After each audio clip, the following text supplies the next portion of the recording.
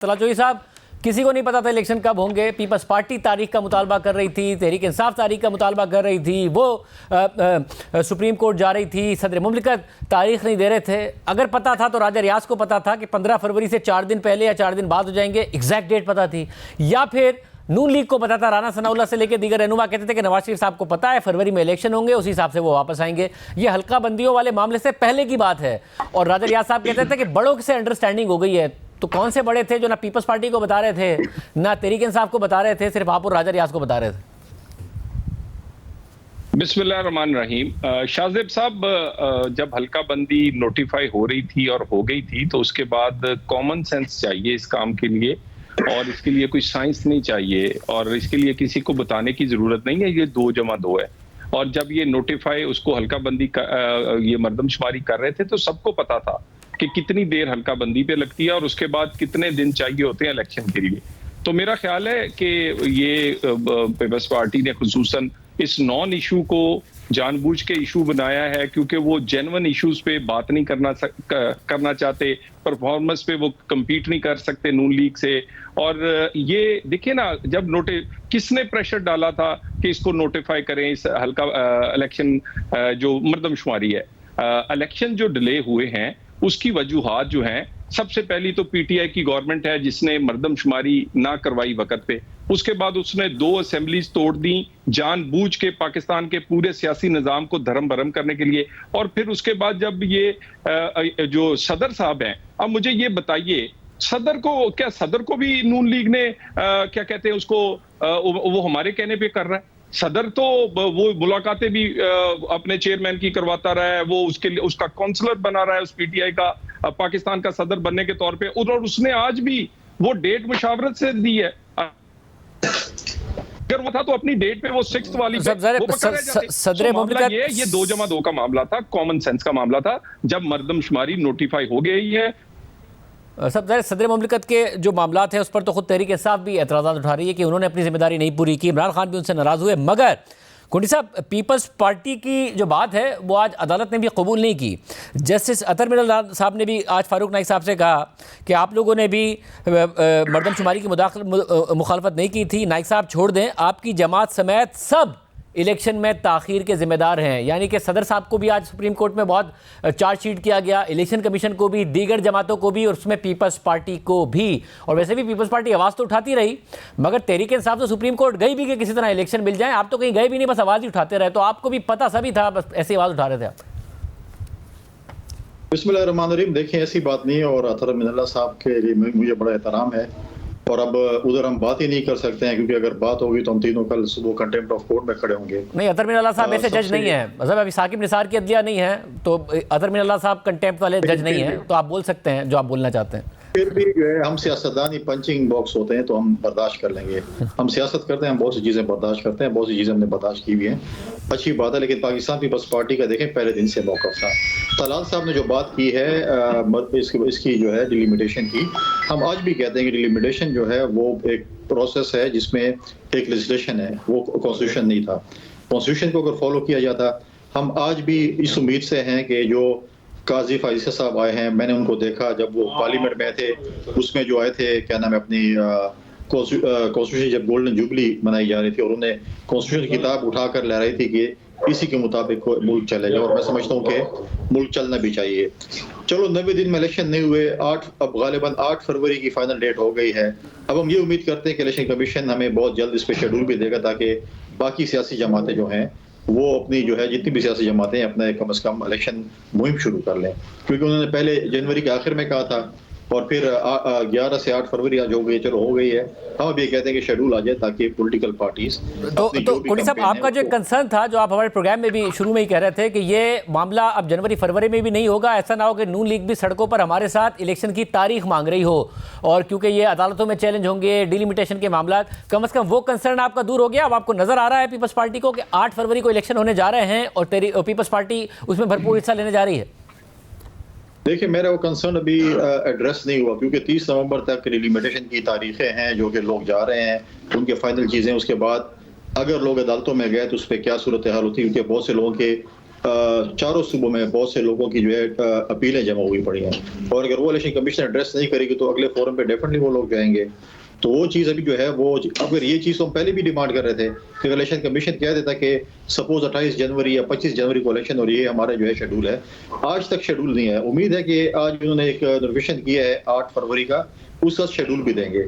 हम आज भी उम्मीद करते हैं कि इस टाइम के मुताबिक जो है ये जो इन्होंने बताया है उस पर जो है ये इलेक्शन हो जाएगा।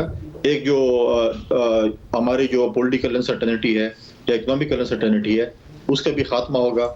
और मैंने पहले भी कहा कि पाकिस्तान एक एटॉमिक कंट्री है, एटमी मुल्क को आप एडॉक पे नहीं कर सकते हैं। ये दुरुस्त बात राजू साहब, क्योंकि आप भी कॉन्स्टिट्यूंसी पॉलिटिक्स करते हैं, आपकी 5 साल की जो अहली थी वो ख़त्म हो गई है, तो आप भी पुर उम्मीद हैं कि 8 फरवरी को होने जा रहे हैं। सुप्रीम कोर्ट ने तो कहा है कि पत्थर पर लकीर है, या एक दफ़ा डिले हो गया तो कोई नया बहाना ईजाद करके इसमें और डिले हो सकता है, एक कंसर्न आपका है? देखिए, एक तो ये जो इलेक्शन डिले हुआ है ना, सियासतदानों को इसकी जिम्मेदारी कबूल करनी चाहिए। ये पहले पीटीआई उसकी जिम्मेदार है जिसने बरवकत मरदमशुमारी ना करवाई और सारे इंतजाम ना किए। उसके बाद सदर साहब उसके जिम्मेदार हैं, और उसके बाद मरदमशुमारी नोटिफाई जो है वो एक असेंबली ने किया, और उसमें 14 पार्टियों के अलावा भी पार्टियां, छोटे सूबे और छोटी पार्टियां भी शामिल थी। और उसके बाद इलेक्शन के अलावा इस मुल्क में कोई और चारा नहीं है। और मगर एक सिर्फ इलेक्शन शाज़ेब नहीं चाहिए, एक ऐसा इलेक्शन चाहिए जो फेयर एंड फ्री हो और जिसका नतीज जो है वो सारे तस्लीम करें। नतीजे के अगले दिन लॉन्ग मार्च खड़े हो, नतीजे के अगले दिन प्रेस कॉन्फ्रेंसें हो रही। राजू साहब, 2018 में तो शायद आप ये मुतालबा करते, अभी आप चाहते हैं फेयर एंड फ्री हो, क्योंकि फेयर एंड फ्री होगा तहरीक इंसाफ को भी लड़ने का मौका मिलेगा, कहाँ जीत पाएंगे आप? शाहजेब, ये हदफ हमने बड़ी दफा हासिल किए हैं। यहाँ आमर भी आए हैं, यहाँ 40 सालों में बहुत सारे लोग आए हैं। अगर नवाज शरीफ खतरा ना होता तो 25 साल में उसे बार बार इलेक्शन से बाहर ना रखा जाता। वो 2002 से बाहर, 8 से बाहर, सिर्फ 13 का लड़ा, 18 से बाहर, और सिर्फ इसलिए कि जब वो लीड करते हैं और नून लीग परफॉर्मेंस की बेस पे इलेक्शन लड़ती है तो खसूसन पंजाब से वो क्लीन स्वीप करती है, और हम क्लीन स्वीप करने अल्हम्दुलिल्लाह जा रहे हैं। ये 2013 का रिप्ले होगा, मैं आपको पहले भी कह चुका हूं। उसकी वजह क्या है? लोगों को उम्मीद ही सिर्फ नवाज शरीफ से है, क्योंकि इस वक्त डिलीवर जो कर सकता है। ठीक है, मगर कुड़ी साहब, अभी हामिद खान साहब मौजूद थे, वो कह रहे हैं कि हम इलेक्शन तो भरपूर लड़ेंगे, हर हल्के से लड़ेंगे, मगर फेयर इलेक्शन होता नज़र नहीं आ रहा है क्योंकि हमारे साथ जो कुछ हो रहा है। क्या पीपल्स पार्टी समझती है कि फ्री एंड फेयर इलेक्शन हो, उसमें तहरीक इंसाफ को भी लेवल प्लेइंग फील्ड मिले, और क्या आप किसी किस्म के इलेक्शन अलायंस का सोच रहे हैं, कोई हाथ बढ़ाने का सोच रहे हैं तहरीक इंसाफ की तरफ? नहीं, पाकिस्तान पीपल्स पार्टी की अभी तक कोई जो है बातचीत जो है वो तहरीक इंसाफ के साथ ना हुई है, ना कोई ऐसा कोई प्रोग्राम है। फ्यूचर का मैं नहीं कह सकता क्योंकि हम सियासी लोग हैं, हमारा कोई पता नहीं है कि फ्यूचर में क्या होता है क्या नहीं होता। लेकिन हम ये समझते हैं कि किसी भी सियासी जमात पे पाबंदी नहीं होनी चाहिए। अगर तहरीक इंसाफ में कुछ लोग जिनका 9 मई के वाक़यात में उनके केसेस हैं, उसका फैसला अदालतों ने करना है। ऐसे लोग भी हैं जो कॉन्स्टिट्यूशन की बात करते हैं और जो है वो आइन की बात करते हैं, जो अच्छे लोग हैं। पाकिस्तान पीपल्स पार्टी, जैसे तलाल साहब ने कहा, हमें भी बैन किया गया था। मोहतरमा शहीद जब मुल्क से बाहर थी, मुशर्रफ दौर में पाकिस्तान पीपल्स पार्टी को बैन किया, हमने पाकिस्तान पीपल्स पार्टी पार्लियामेंटेरियन बना ली। फिर भी हम उनके न होते हुए भी हमने सीटें जीती और फिर उसके लिए नैब को इस्तेमाल की और पाकिस्तान पीपल्स पार्टी पेट्रियट बना दी गई थी। सियासी जमातों को फील्ड में होना चाहिए। मगर अगर पाबंदी नहीं लगती, अभी तक पाबंदी तो नहीं लगी तहरीक इंसाफ पर, मगर वो उनके जो इलेक्शन कैंपेन है वो करने की उन्हें इजाजत नहीं होगी, वो ये कह रहे हैं। एक तरफ नून लीग ने इतना बड़ा जलसा किया, दूसरी तरफ वो कह रहे हैं हमें तो कॉर्नर मीटिंग भी नहीं करने दी जा रही है, निगरान हुकूमत पर शदीद तनकीद कर रहे हैं। तो ये आप जी, मैं ये कहता हूँ लेवल प्लेइंग फील्ड होनी चाहिए। मोहतरमा शहीद जब मुल्क में नहीं थी, उसके बाद अमीन फहीम साहब हमारे पार्टी को लीड कर रहे थे, यहाँ पर थे। दूसरी बात है लेवल प्लेइंग फील्ड हम इस हवाले से कहेंगे, जो ट्रीटमेंट मियां नवाज शरीफ के इदारे न्यूट्रल होते हैं, जो ट्रीटमेंट मियां नवाज शरीफ के साथ सिविलियन इदारे कर रहे हैं, अगर वो ट्रीटमेंट यूसुफ रजा गिलानी के साथ, राजा परेशर के साथ, शहबाज शरीफ के साथ, खाकान अब्बासी के साथ भी करते तो हम कहते हैं कि ये सिविलियन इदारे जो हैं वो न्यूट्रल हैं, लेकिन वो न्यूट्रल नहीं है। लिहाजा इसमें भी हमें जो है खदशात हैं। लिहाजा मैदान लगने वाला है। हम आज चाहते हैं कि फ्री एंड फेयर इलेक्शंस हो, आरटीएस सिस्टम न बैठे, धुंध ना हो, आरओ इलेक्शंस ना हो, जिसके लिए वोट डाला जाए उसी के लिए गिना जाए। लेकिन मैं एक बात ये कहता चलूँ, इस वक्त पाकिस्तान की नौजवान नस्ल, पाकिस्तान की आवाम सिलेक्शन कबूल नहीं करेगी। अगर सिलेक्शन हुई तो फिर उसके जिम्मेवार जो है वो जो सिलेक्शन करने वाले हैं, जो सिलेक्ट होकर आए वही होंगे। गुडी साहब, ज़रा बड़ी जूम आने बात कर रहे हैं, मगर जैसे इदारे का लफ्ज़ बोलने लगते हैं तो उससे पहले सिविलियन लगा देते हैं आप। आप मुझे बताएं कि जो हाई कमिश्नर लंदन में बैठा हुआ था किसके कहने के अंडर है? आपके वजारत खारजा के अंडर है? पंजाब की एडमिनिस्ट्रेशन किसके अंडर है? या की इंतजामिया के अंडर है? सीएम के अंडर है? तो उनके अगर ये उनके और या मरी की कौन है? उसी तरह तो हम कहते हैं कि और पंजाब की हुकूमत और वफाकी हुकूमत बिल्कुल इंडिपेंडेंट है। पंजाब की हुकूमत में तो मैं तहफ़्फ़ुज़ात हैं, बिल्कुल हमने पहले भी तहफ़्फ़ुज़ात का इज़हार किया था जब ट्रांसफ़र पोस्टिंग्स हो रही थी।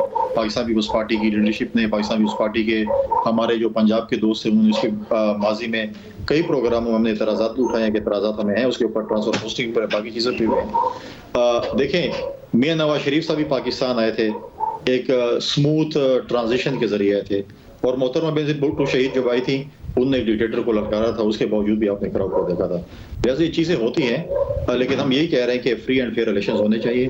पाकिस्तान की आवाम को ये हक होना चाहिए कि कौन सी पार्लियामेंट लाना चाहते हैं, किसको लाना चाहते हैं। वो पाकिस्तान पीपल्स पार्टी को लाना चाहते हैं, PMLN को लाना चाहते हैं। और तलात जोई साहब, मुतालबा आप भी यही कर रहे हैं, मगर ऐसा लगता है कि जैसे आपको बस ये मसला नहीं है कि जी हम आपके साथ कुछ नहीं करेंगे, हम तो पीस की बात करेंगे। नवाज शरीफ साहब कह रहे हैं मैं किसी से बदला भी नहीं लूँगा, मगर अगर वैसे कुछ हो रहा है तहरीक इंसाफ के साथ तो हम एहतजाज भी नहीं करेंगे। मगर फिर आप कैसे तवक्को करते हैं कि अगर आप जीत गए तो वो इलेक्शन कबूल कर लिए जाएंगे और फेयर मान लिए जाएंगे? देखिए, कौन सा नवाज शरीफ को रिलीफ दिया जी? यानी 7 साल पहले जो हमें इंसाफ मिलना चाहिए था वो अगर इंसाफ अब मिल रहा है तो 7 साल का जो हिसाब है, 7 साल जो हमारे काल कोठरियों में, नाहलियों में गुजरे हैं, उसका हिसाब कौन देगा? कौन हमें वापस करेगा? ये इंसाफ तो वो है जो 7 साल पहले मिलना चाहिए था। कोई रिलीफ नहीं मिला। नवाज शरीफ को ताखीरी इंसाफ मिल रहा है जो कि सालों पहले मिलना चाहिए था।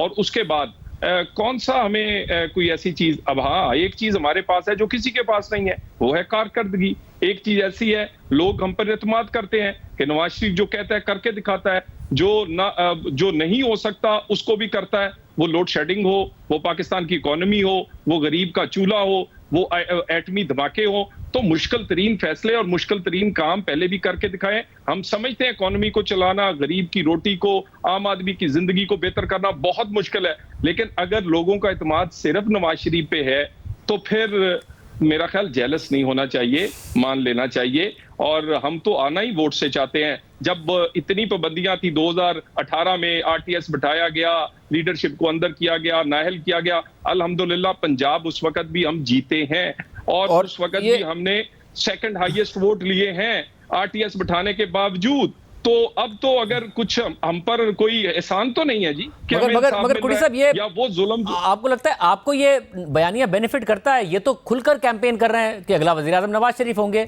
आप तो कह भी नहीं रहे कि अगले वजीर आजम बिलावल भुट्टो होंगे। आप तो खुद ये तासुर दे रहे हैं कि जी अगला वजीर आजम नवाज शरीफ ने होना है क्योंकि मामला तय हो गया है। तो आप अपने वोटर सपोर्टर को पहले ही बता रहे हैं कि तुम मत निकलना, वोट मत डालना, वजीर आजम नवाज शरीफ ने बनना है। या आप लोग हैं मैदान में पंजाब में इन्हें टफ टाइम देने के लिए और बिलावल भुट्टो जरदारी या फिर पार्टी से किसी को भी वजीर आजम बनाने के लिए? देखिए, सबसे पहली बात है, तलाल चौधरी साहब बड़े जालिम इंसान हैं। मतलब है कि ऐसे लाइटर मूड में मैं कह रहा हूँ, ऐसे नहीं करूँगा, बाकी ये जालिम है। ये नवाज शरीफ साहब की जो फार्मूले, इन्होंने शहबाज शरीफ साहब और इसहाक डार साहब को फार्मूले नहीं बताया कि उन्होंने क्या करना है। फार्मूले सारे नवाज शरीफ साहब के लिए रखे थे। हम भी इत्तेहादी हुकूमत में आपके हिस्से थे, तो अगर वो फार्मूले जो अच्छी हुकूमत थी, वो फार्मूले अगर आप शहबाज शरीफ साहब को भी और इसहाक डार साहब और हमें भी बता देते तो हम भी उस फार्मूले पर शायद अमल दरामद कर लेते। दूसरी बात यह है कि देखें, हम आज भी हमारा होमवर्क इंशाल्लाह कंप्लीट है। हम तो आज भी कहते हैं कि नंबर गेम है। अगर नंबर गेम PMLN के साथ फ्री एंड फेयर इलेक्शंस होते हैं, ज्यादा होगी, बिल्कुल हम एक्सेप्ट करेंगे। अगर कल हमारे साथ भी नंबर्स गेम ज्यादा होगी तो हम इनको भी दावत देंगे कि हमारी हुकूमत का हिस्सा बने। 2008 में पंजाब में कोई इतनी हमें अक्सरियत हासिल नहीं थी, लेकिन हमने एक होमवर्क किया हुआ था और हम अपने होमवर्क की बुनियाद पर इंशाल्लाह ताला तलाल चौधरी साहब की जमात को इंशाल्लाह हम दावत देंगे कि हमारे वज़ीर आज़म बिलावल भुट्टो ज़रदारी साहब की काबीना में हिस्सा बने और इंशाल्लाह बहुत शुक्रिया।